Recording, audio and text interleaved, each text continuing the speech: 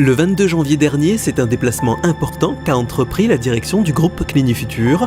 Michel Delefly, Jean-Claude Pradine de la direction générale et Jeanne Loyer, directrice générale de Média, avaient rendez-vous à Mayotte pour le développement de projets de santé majeurs dans la zone. C'est vrai que la présence du top management aujourd'hui est importante puisqu'on va fidéliser et signer de nouvelles conventions.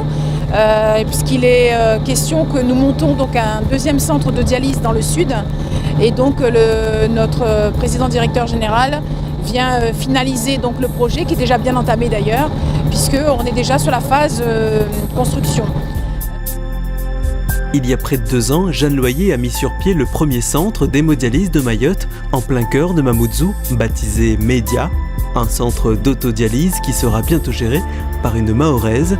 Et à l'aube de l'ouverture d'un second établissement, c'est l'occasion pour la direction générale d'apprécier la qualité du service rendu aux patients. Donc voilà, ici c'est le stockage. Donc c'est le stockage. Donc il y a un rangement avec des catégories.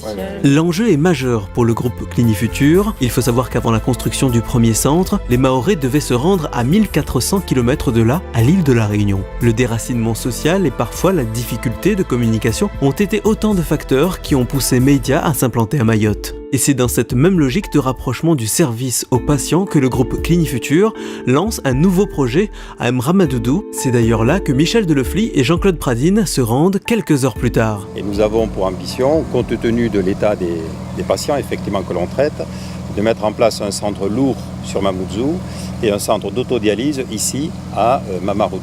Voilà. Donc ici, nous allons occuper ce terrain avec une convention d'occupation et nous allons construire nous-mêmes, édifier un bâtiment dans lequel nous allons loger 16 postes d'autodialyse.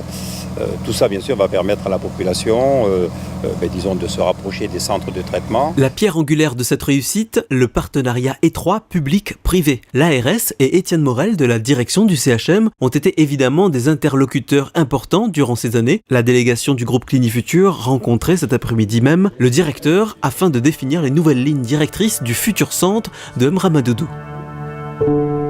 En fin de journée, le calme regagne le chef-lieu du département.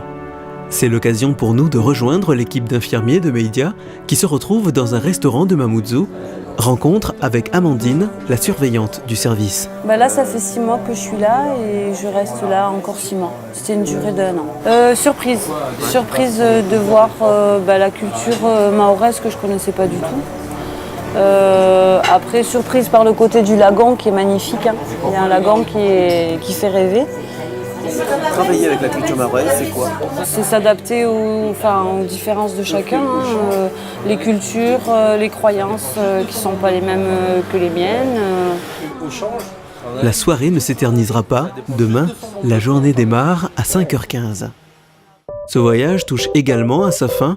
La délégation aura tout juste le temps de saluer un homme qui a été l'un des facilitateurs de l'implantation d'un centre de dialyse à Mayotte, l'ancien sénateur Adrien Giraud.